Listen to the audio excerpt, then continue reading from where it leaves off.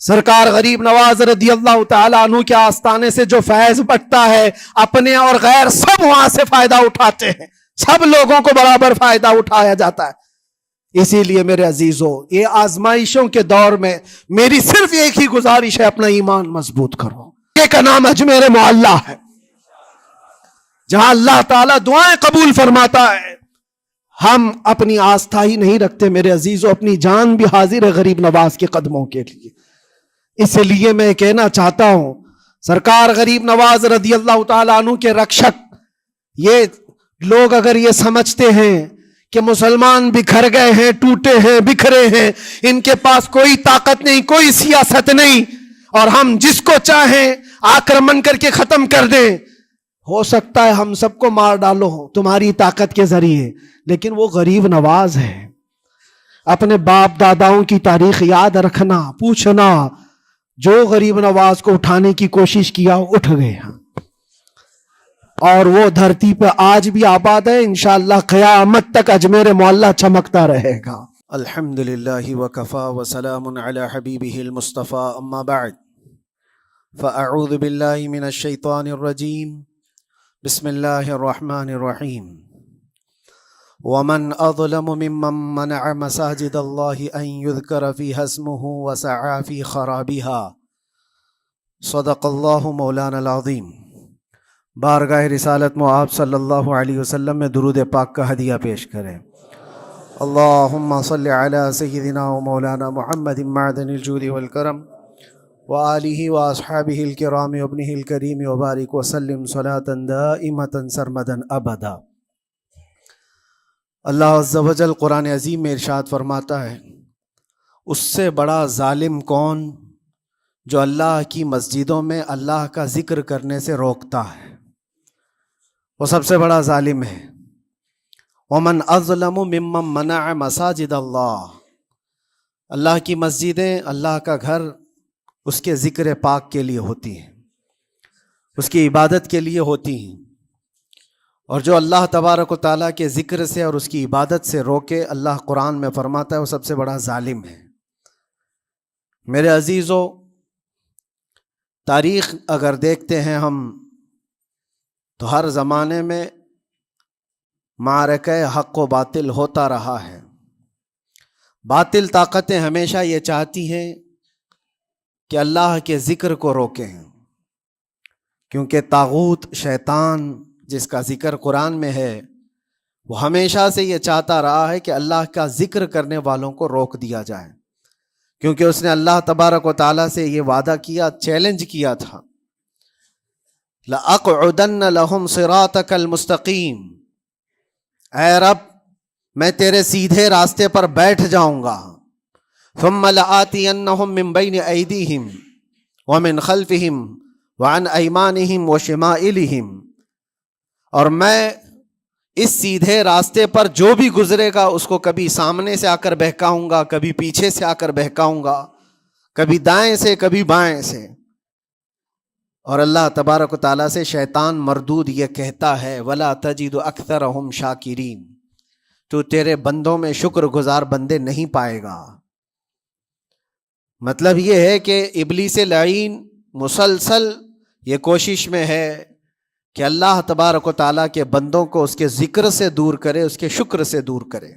آج بھی وہ کیفیت ہم دیکھتے ہیں کہ سب سے زیادہ اللہ کے ذکر سے روکنے کے لیے جو شیطانی طاقتیں کوشش کر رہی ہیں، مگر میرے عزیزو، یہ تمہارا امتحان ہے، تمہارا امتحان ایسا کہ کبھی یہ مت سمجھنا کہ تم خالی ہو، کیونکہ قرآن پاک اللہ تبارک و تعالیٰ 21ویں پارے میں فرماتا ہے، احسب الناس ان یترکوا ان یقولوا آمنا وہم لا یفتنون، کیا لوگ یہ گمان کر کے بیٹھے ہیں کہ وہ ایمان لے آئے تو ہم ان کو آزمائیں گے نہیں،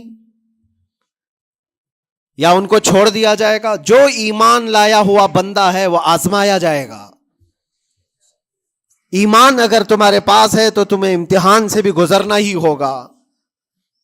یہ ایمان کسی حلوہ پراٹھے کا نام نہیں ہے، کھا کر کے مست نیند سو جائے، پھر اسے اس دار فانی میں، اس دنیا میں امتحانات سے گزار کر کے اپنے ایمان کی کسوٹی کو دکھانا ہوگا.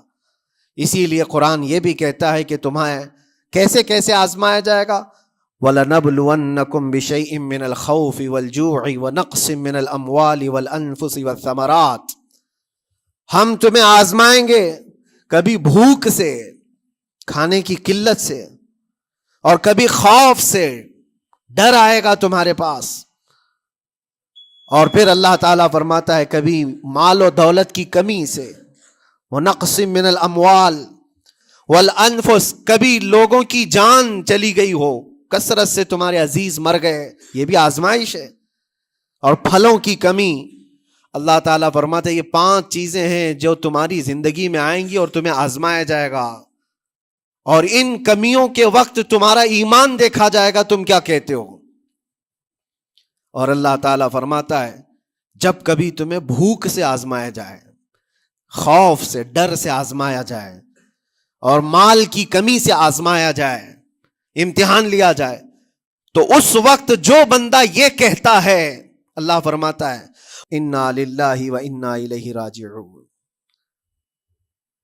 اللہ تعالیٰ فرماتا ہے ان لوگوں کو یہ بشارت ہے، ان صبر کرنے والوں کو یہ بشارت ہے کہ جب ان پر مصیبت آتی ہے تو یہ کہتے ہیں ہم اللہ ہی کے ہیں اور اللہ ہی کی طرف لوٹنے والے ہیں. یہ مصیبت کے وقت یہ جو 5 چیزوں سے آزمایا گیا ہے، ان آزمائش کے دور پر جو بندہ اللہ تبارک و تعالیٰ کی اس عطا پر راضی رہتا ہے وہ صبر کے ساتھ نکل گیا ہے. آج کے دور میں بھی میرے عزیزو بے شمار جانیں ہماری درمیان سے جا رہی ہیں. آپ کو اندازہ ہے موت اتنی عام ہو گئی ہے، اتنی عام ہو گئی ہے کہ اب لوگوں کو موت پر کوئی افسوس بھی نہیں ہوتا. ہر دن خبریں موت کی سرخیاں چھاپتی ہیں. 100-200 کی موت کوئی معنی نہیں رکھتی. آج فلسطین کے نہتے بچوں میں تقریباً 45,000 لوگ سال بھر میں مر گئے. 45,000 کوئی تعداد ہوتی ہے کہ نہیں ہوتی؟ اتنی بڑی جانوں کا جو نقصان ہے یہ آزمائش ہے. اور یہ جانوں کے ذریعے سے آزمائش تھی. مال کی کمی کی آزمائش تو ایسی ہے، ملک شام، یمن، بہت سارے ایسے ٹوٹے پھوٹے علاقے، عراق، جہاں پر لوگ کھانا اور دوائیوں سے جوجھ رہے ہیں اس طرح سے کہ وہ گھاس کھانے پر مجبور ہیں. بہت سارے ایسے علاقے جہاں پر چھوٹے بچے پھینکے ہوئے کچرے میں سے دانے چن کر کے کھا لیا کرتے ہیں. وہ اپنے پیٹ کی اس آگ کو بجھانے کے لیے دانے دانے کے لیے ترس رہے ہیں. یہ بھوک کی آزمائش ہے، مال کی کمی کی آزمائش ہے، جانوں کی آزمائش ہے. عزیزان گرامی وقار. اور پھر خوف کے ذریعے سے جو آزمائش ہے وہ ہم دیکھ رہے ہیں آج. خوف ظالموں کے ذریعے سے تم پر مسلط کیا جائے گا. ہر آدمی ڈرا سہما ہوا، ہر آدمی اپنے اندر ایک ڈر لیے بیٹھا ہے کہ نکلوں گا تو کیا ہو جائے گا. ان سب کے درمیان اللہ کی بارگاہ میں سجدہ ریز ہونے کا نام ایمان ہے. سب حالات ہوں گے اس طرح سے، اور انہی حالات کے درمیان جو بندہ اپنا سر جھکاتا ہے مولا کریم کی بارگاہ میں وہ ایمان والا ہے. آؤ اگر ایمان کی کمال کی مثال دیکھنا ہے تو کربلا کے میدان میں کون کون سی آزمائشیں تھی. بھوک کی بھی آزمائش ہے، پیاس کی بھی آزمائش ہے، جان کی بھی آزمائش ہے، خوف کی بھی آزمائش ہے. سب چیزیں ایک ساتھ کربلا کے میدان میں آئی. رسول اللہ کے گھرانے پر، اہل بیت پر وہ کیسا عظیم امتحان تھا جب وہ 72 لوگوں کا 82 لوگوں کا قافلہ بھوک اور پیاس سے جوجھ رہا ہو. 3 دن سے ان کے اوپر کھانا اور پانی بند ہو، اور ان شہزادوں کے ایمان میں ذرا برابر بھی فرق نہیں آتا. نہ ان کے ایمان میں، نہ حوصلے میں، نہ ہمت میں فرق آتا ہے. 3 دن کے بھوکے اور پیاسے باطل سے نپٹنے کے لیے کس طرح سے کمر بستہ ہے. یہاں تک کہ بھوک کی شدت ایسی تھی کلیجہ منہ کو آئے. 6 ماہ کا بچہ بھی روتے روتے زبان جس کی سوکھ گئی ہو، وہ ماں جو بچے کو دودھ پلاتی ہے اس کے سینے سوکھ چکے ہوں، دودھ ختم ہو چکا ہو ماں کے پستانوں میں، کیسی قلت ہوگی. پانی کا ایک قطرہ ان کے گھر تک نہیں پہنچ پاتا، ماں اپنے بچے کو دودھ نہیں پلا سکتی تھی. اس سے زیادہ کیا آزمائش تھی؟ یہ بھوک اور پیاس، یہ آزمائش. پھر جانوں کی آزمائش تو ایسی، اللہ اکبر، 56 سال کی عمر کا وہ شہزادہ عالی وقار، سیدہ کائنات فاطمۃ الزہرا کا نور نظر، امام عالی مقام سید الشہداء امام حسین رضی اللہ تعالیٰ عنہ، جب میدان کربلا میں لاشوں کو اٹھاتے تھے، کتنی لاشیں اٹھائی، کبھی بیٹے کی، کبھی بھتیجے کی، کبھی بھانجے کی، کبھی بھائیوں کی، کبھی عزیزوں کی. میاں ہم اپنے گھر سے نکلنے والے ایک جنازے کو اٹھاتے ہیں تو 8 دن تک ہمارے اندر سے ہوش نکل جائے. کوئی اپنے بچے کو اپنے ہاتھوں سے دفن کر کے دیکھے، پھر کیفیت پتہ چلتی ہے. امام حسین نے ایک نہیں اپنے لاڈلوں کی لاشیں اس طرح سمیٹی ہیں. ان کے جوان بیٹے علی اکبر کو جب شہید کر کے گھوڑے دوڑائے گئے تھے جسم کے اوپر سے، ٹکڑے الگ ہو چکے تھے، اس کو سمیٹتے ہوئے کون بیٹھا ہے؟ رسول اللہ کا نواسا. اور 6 ماہ کے بچے کو ہاتھ کے اندر ظالموں نے تیر سے ایسا مارا تھا کہ حلقوم پہ چلا گیا ہو. اور 6 ماہ کے علی اصغر کا خون جب امام حسین کے چہرے پر اچھل جاتا ہو، کسی باپ کے ہاتھ میں بیٹا وفات کر جائے اور پھر وہ لے کر کے خیمے میں آئے اور ادھر سے بلکتی ہوئی ماؤں کو اور بہنوں کو بھی دیکھے، ان میں بھی صبر کی تلقین دے. کبھی کبھار میں سوچتا ہوں، اللہ یہ کیسے امتحانات سے گزرا تھا فاطمہ کا لال، کیسے امتحانات سے. بھوک اور پیاس کی شدت الگ، یہ جانوں کی شدت، جانوں کے جانے کا غم الگ، عزیزوں کی لاشوں کو اٹھانے کا بوجھ الگ. پھر اس پر 22,000 کا لشکر جرار سامنے، اس کا خوف لوگوں کے اوپر ڈالا جا رہا ہے. عزیزان گرامی وقار، یہ سب چیزیں کیا امام حسین کے قدموں کو ڈگمگا گئیں؟ کیا ان کے خاندان والوں کو بکنے پر مجبور کر دی؟ کیا انہوں نے سمجھوتے کر کے اپنا سب کچھ بیچ ڈالا؟ ایک خیمے کا بچہ بھی، خیمے کا ایک بچہ بھی امام حسین کا نکل کر کے آیا ہو تو مجھے تاریخ بتا دو. بلکہ تاریخ تو آج یہ کہتی ہے، سر داد نہ داد دست در دست یزید، حقا کے بنا لا الہ است حسین. سر دے دیا مگر ہاتھ یزید کے ہاتھ میں نہیں دیا. حق تو یہ ہے کہ لا الہ کی جڑ کا نام حسین ہے. آج وہ امتحان قیامت تک کی تمہارے ساتھ ہوتا رہے گا، قیامت تک تمہارے ساتھ یہ آزمائش ہوتی رہے گی، کبھی بھوک سے، کبھی ڈر سے، کبھی جانوں کے نقصان سے.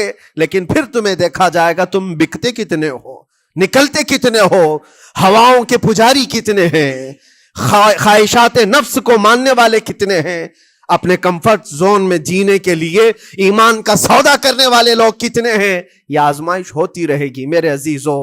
ایمان اس کا نام نہیں ہے کہ تم گھر میں آرام سے بیٹھے رہو گے اور کوئی امتحان نہیں ہوگا.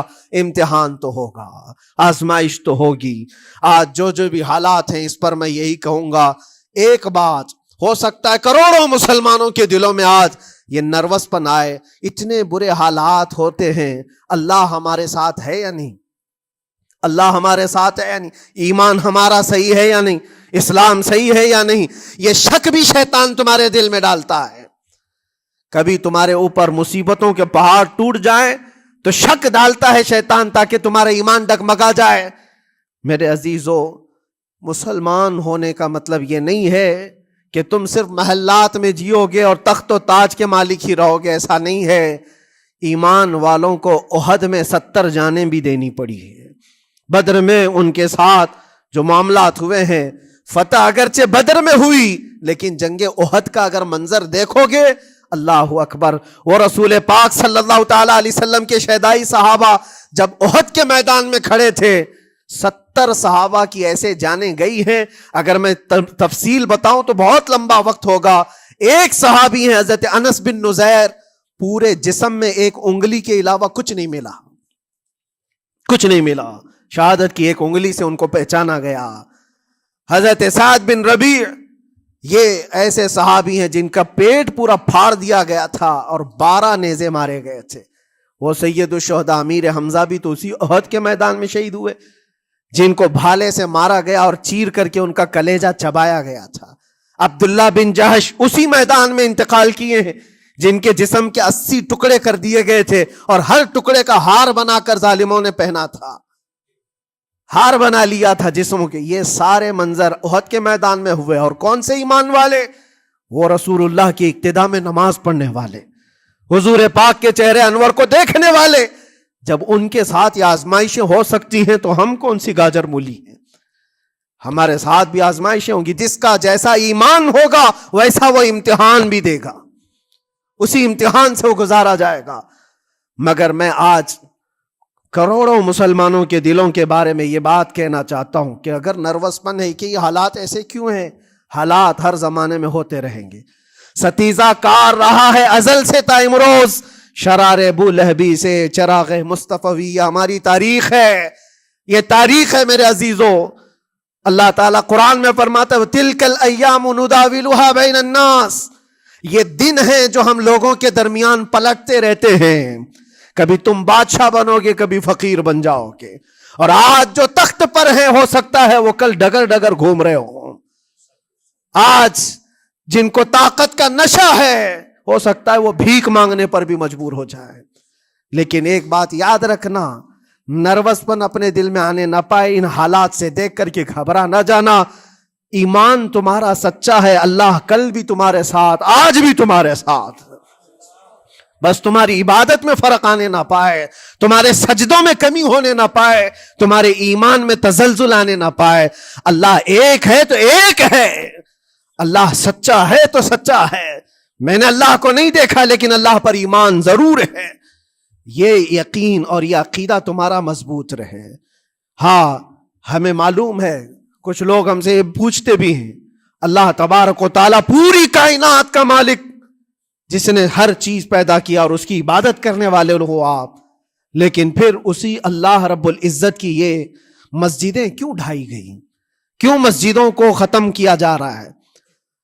اللہ کے ذکر کو روکنے کے لیے طاقتیں پوری مسجدوں کو ڈھانے کی کیوں بات کرتی ہیں؟ پھر اللہ کچھ کیوں نہیں فرماتا؟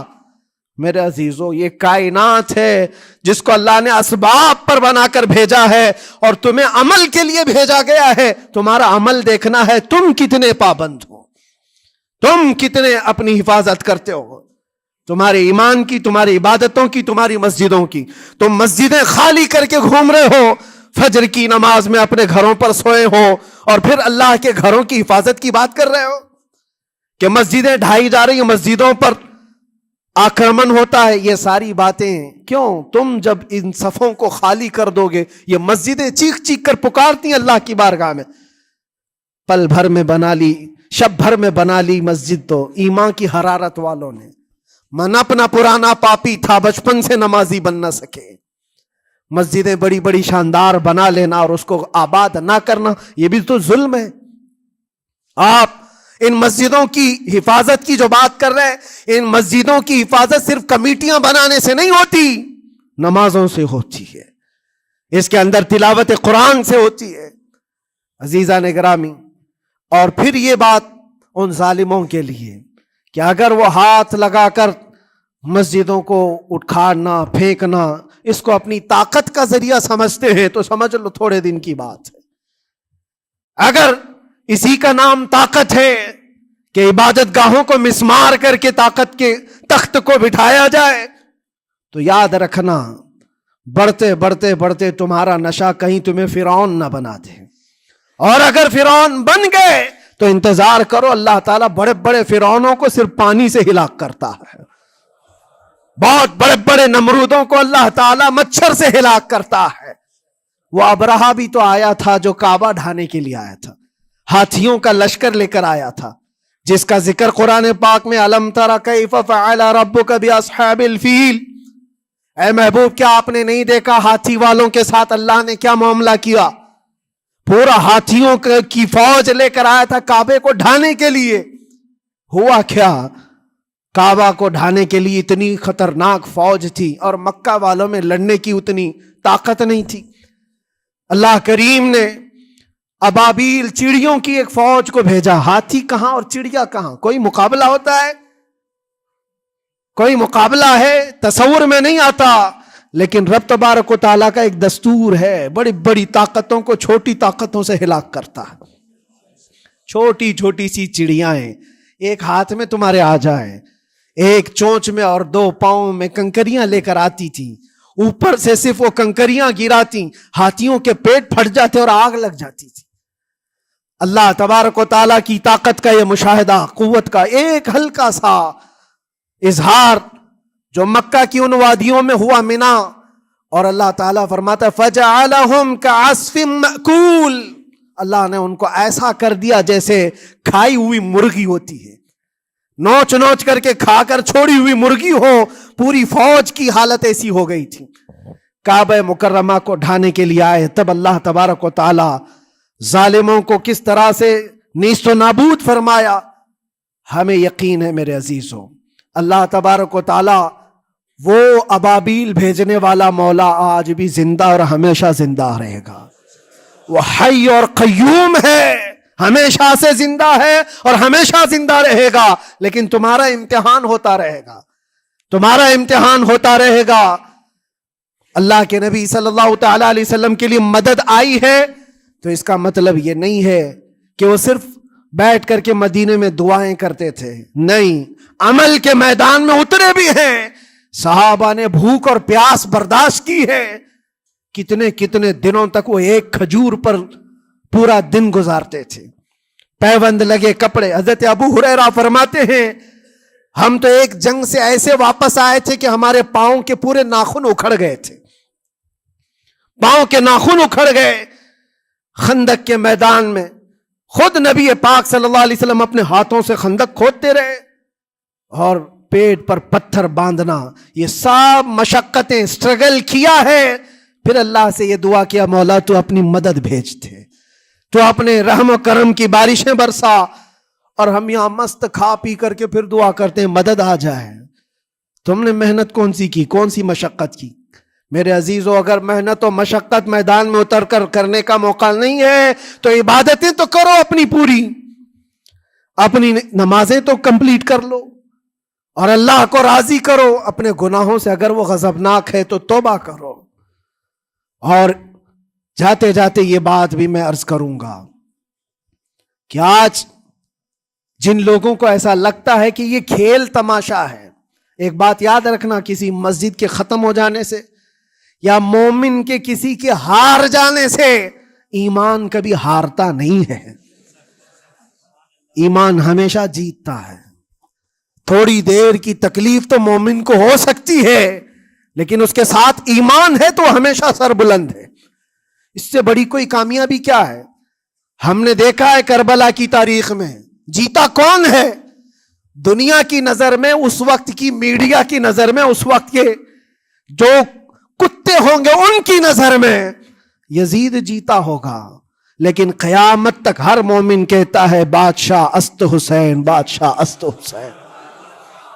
ایمان کی جیت ہمیشہ ہے، اگرچہ وہ ٹکڑوں میں بدل جائے، اگرچہ وہ 1000 ٹکڑوں میں ہو جائے. آج بھی پھریرا لہرا رہا ہے تو حسین اعظم کا لہرا رہا ہے. اسی لیے یاد رکھو، صرف تخت پہ چڑھ کر بیٹھنے کا نام جیت نہیں ہے. ابھی ابھی الیکشن بھی گزرا، کچھ لوگ نروس ہوں گے کہ ہم ہار گئے. اگر وہ ایمان والے ہیں، سچے ایمان والے ہیں، تو انہیں یاد رکھنا چاہیے جیت اور ہار صرف تخت حاصل کرنے کا نام نہیں ہے، دلوں پر حکومت کرنے کا نام جیت ہے.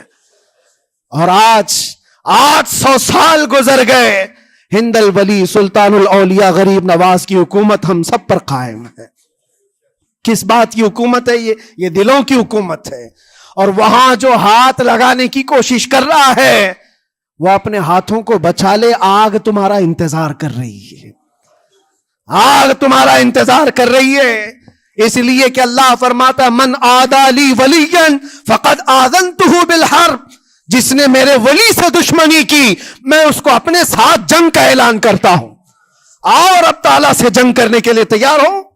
اللہ کے ولی سے مقابلہ کرنا چاہتے ہو، اللہ کے ولی کو چھونا چاہتے ہو، رب تعالیٰ فرماتا ہے جو اللہ کے ولی سے دشمنی کرتا ہے اسے میں اپنے ساتھ جنگ کا اعلان کرتا ہوں. ہے کسی کی ہمت و طاقت اللہ سے جنگ کرنے کی؟ تو جو یہ چاہتے ہیں کیڑے مکڑوں کی موت مرو گے، اس سے بھی خطرناک ذلیل ہو کر مر جاؤ گے. اجمیر معلیٰ یہ صرف اور صرف ایک دھرتی کا نام نہیں ہے، اللہ کے ولی کی آباد کی ہوئی مقدس زمین ہے. اور ہم سنیوں کی آستھا ایسے ہے، امام اہل سنت فاضل بریلوی اعلیٰ حضرت فرماتے ہیں دنیا بھر میں جہاں دعائیں قبول ہوتی ہیں ان جگہوں میں سے ایک جگہ کا نام اجمیر معلیٰ ہے، جہاں اللہ تعالیٰ دعائیں قبول فرماتا ہے. ہم اپنی آستھا ہی نہیں رکھتے میرے عزیزوں، اپنی جان بھی حاضر ہے غریب نواز کے قدموں کے لیے. اس لیے میں کہنا چاہتا ہوں سرکار غریب نواز رضی اللہ تعالیٰ عنہ کے رکشک، یہ لوگ اگر یہ سمجھتے ہیں کہ مسلمان بکھر گئے ہیں، ٹوٹے ہیں، بکھرے ہیں، ان کے پاس کوئی طاقت نہیں، کوئی سیاست نہیں، اور ہم جس کو چاہیں آکرمن کر کے ختم کر دیں، ہو سکتا ہے ہم سب کو مار ڈالو تمہاری طاقت کے ذریعے، لیکن وہ غریب نواز ہے. اپنے باپ داداؤں کی تاریخ یاد رکھنا، پوچھنا، جو غریب نواز کو اٹھانے کی کوشش کیا اٹھ گئے ہیں، اور وہ دھرتی پہ آج بھی آباد ہے. انشاءاللہ قیامت تک اجمیر معلیٰ چمکتا رہے گا. سرکار غریب نواز رضی اللہ تعالیٰ عنہ کے آستانے سے جو فیض بٹتا ہے، اپنے اور غیر سب وہاں سے فائدہ اٹھاتے ہیں، سب لوگوں کو برابر فائدہ اٹھایا جاتا ہے. اسی لیے میرے عزیزوں یہ آزمائشوں کے دور میں میری صرف ایک ہی گزارش ہے، اپنا ایمان مضبوط کرو، اپنا ایمان مضبوط کرو. جیسی بھی مصیبتیں آئیں، طاقتیں آئیں، تمہارا سجدے سے سر دور نہ ہونے پائے، اللہ سے غفلت ہونے نہ پائے، تمہارے ذکر و اذکار میں کمی ہونے نہ پائے، مسجدوں سے دور بھاگنے کی کوشش نہ کرو، واپس آ جاؤ، اللہ کی رحمت قریب ہے. قرآن میں اللہ فرماتا ہے الا ان نصر اللہ قریب، آگاہ ہو جاؤ بے شک اللہ کی مدد بہت قریب ہے. وآخر دعوانا الحمدللہ رب العالمین. السلام.